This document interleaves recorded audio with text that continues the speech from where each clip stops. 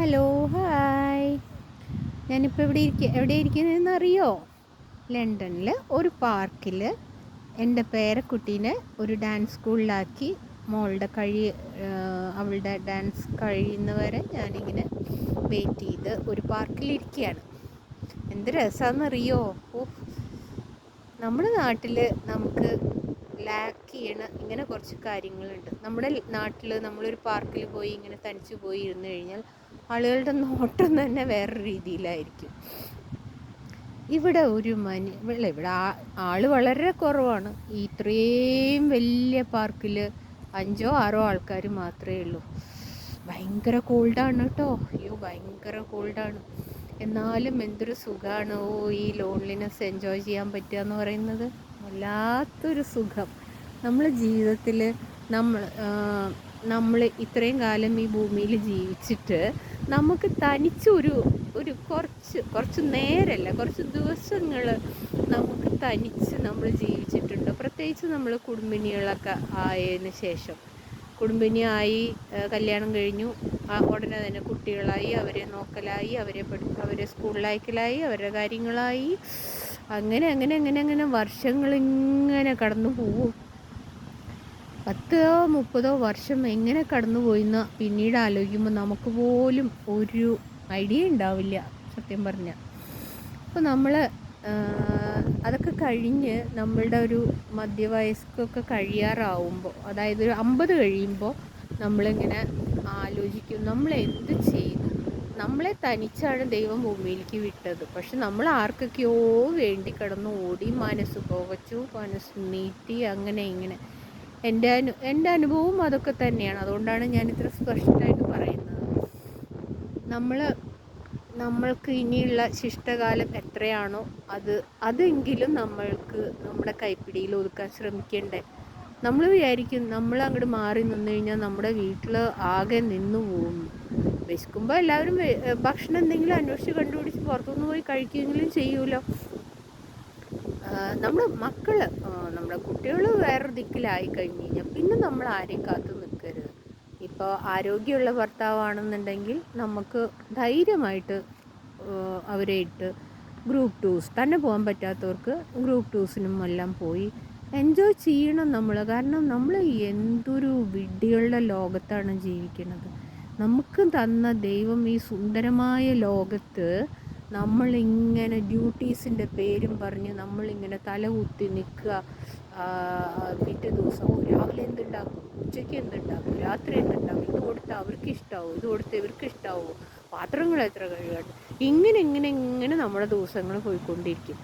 അതൊക്കെ നടന്നോട്ടെ, അത് തീരെ ഇല്ലാതാവാനും പറ്റില്ല. പക്ഷെ നമ്മൾക്ക് ഒരു വർഷത്തിൽ ഒരു മാസം നമ്മളുടേത് മാത്രമായി, ആരും കൂടെ വേണ്ട, ഗ്രൂപ്പ് ടൂർസിന് നമുക്ക് ധൈര്യമായിട്ട് പോകാമല്ലോ. നല്ല റെപ്യൂട്ടഡ് ആയിട്ടുള്ള ഗ്രൂപ്പ് ടൂർ ഓപ്പറേറ്റേഴ്സിൻ്റെ കൂടെ നമുക്ക് സുഖമായി പോവാം. ആ മനസ്സിന് എന്തൊരു ലാഘവത്വമെന്നോ. ഞാൻ പോയിരുന്നു.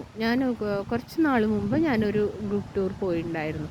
ഇനി എല്ലാ കൊല്ലം പോകുമെന്ന് ഞാൻ തീരുമാനിച്ചിട്ടുണ്ട്. അതിൻ്റെ ഇടയ്ക്കാണ് ഇപ്പോൾ ഞാൻ എൻ്റെ മോളുടെ അടുത്തേക്ക് വെറുതെ വെക്കേഷന് വന്നത്. പക്ഷേ ഇപ്പോൾ എനിക്ക് വിചാരിക്കാത്ത ഒരു ക്ലൈമറ്റ് ആയിപ്പോയി ഇവിടെ. സാധാരണ ഈ സമയത്തൊന്നും ഇത്രയും തണുപ്പുണ്ടാവില്ല. ഇനി ഞാൻ 2 മാസത്തേക്ക് സ്റ്റേ ചെയ്യാനാണ് വന്നത്. പക്ഷെ തീരെ എനിക്ക് പറ്റണില്ല തണുപ്പ്. അപ്പോൾ അതുകൊണ്ട് പെട്ടെന്ന് തന്നെ ഞാൻ പോവുകയാണ്.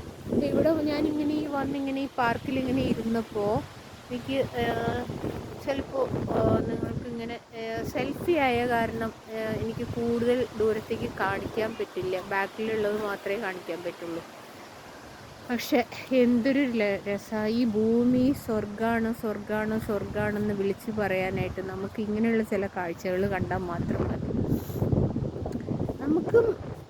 നമ്മൾ ഇപ്പോൾ നമ്മുടെ വിശ്വാസപ്രകാരം നമുക്ക് ഇനിയൊരു ജന്മമുണ്ടെങ്കിൽ അത് മനുഷ്യനായിട്ട് തന്നെ ജനിക്കണമെന്നൊന്നും നിർബന്ധമൊന്നുമില്ല. അങ്ങനെയാണ് വലിയ ജ്ഞാനികൾ പറയുന്നത്.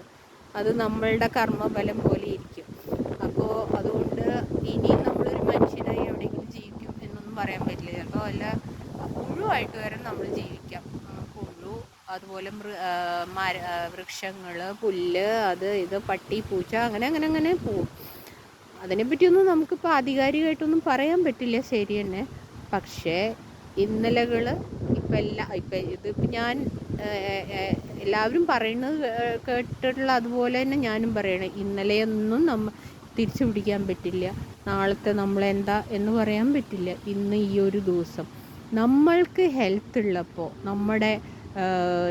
നമ്മളുടെ കാലിൽ എണീറ്റ് നടന്ന് ആരെ ആശ്രയിക്കാതെയും, പിന്നെ നമുക്ക് അതിന് വേണ്ടി കുറച്ച് സമ്പാദ്യം വേണം. ആ സമ്പാദ്യം കൂടെ ഉപയോഗിച്ച് നമ്മൾ യാത്രകൾ പോകണം. പല രാജ്യങ്ങളും അവിടുത്തെ ആൾക്കാരെയും ഒക്കെ കണ്ട് ആ ഭൂപ്രദേശം ഒക്കെ നമ്മൾ ആസ്വദിച്ച് നമ്മൾ ജീവിക്കണം. ഇതെൻ്റെ ആദ്യത്തെ വീഡിയോ ആണ്. ഇനി ഞാൻ തിരിച്ചു പോയി കഴിഞ്ഞ് കഴിഞ്ഞാൽ, നാട്ടിൽ പോയാലും ചിലപ്പോൾ ഞാൻ ഇങ്ങനത്തെ വീഡിയോ ഇടുമായിരിക്കും. സാധാരണ ഞാൻ എൻ്റെ പാട്ടുകൾ പാടിയിട്ടുള്ള വീഡിയോസാണ് ഇടുക. പക്ഷേ ഇപ്പം ഞാൻ പാട്ട് മാത്രമായ ശരിയാവില്ല, കുറച്ചും കൂടി ഇൻട്രസ്റ്റിംഗ് ആയിട്ടുള്ള സബ്ജക്ട്സ് കൊണ്ടുവരണം എന്ന് വിചാരിക്കുന്നു.